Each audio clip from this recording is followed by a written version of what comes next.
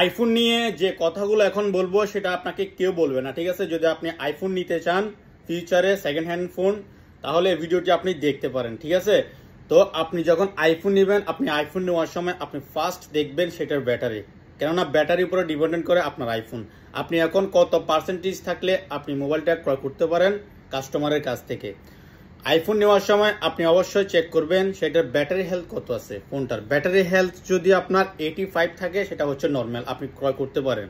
টাকার উপরে ডিপেন্ডেন্ট করে, ঠিক আছে, সেটা আপনি ক্রয় করতে পারেন। যখন সেটা 80 নিচে চলে আসবে, 82 83, তখন আপনার সেটা ক্রয় করার জন্য কি প্রযোজ্য হবে না। আমি মনে করব সেটা ক্রয় না করাও ভালো, ঠিক আছে। কেননা 80 নিচে যখন একটি আইফোন ব্যাটারি চলে আসে তখন সেটার ব্যাটারি দুর্বল হয়ে যায়, উইক হয়ে যায়, এ লট অফ ইউজ। তো একটা ব্যাটারির পাওয়ার থাকে আপনার 85 এর উপর, 80 থেকে 85 এর উপরে সেই আইফোনের ব্যাটারিটার ব্যাকআপ অনেক ভালো থাকে। চার্জ একদিন যাবে আপনি যেভাবে চার্জে বসান না কেন, ঠিক আছে। যখন সেটা 80 নিচে চলে আসবে, 78 79 75, তখন সেটার ব্যাটারি একদম দুর্বল হয়ে যাবে।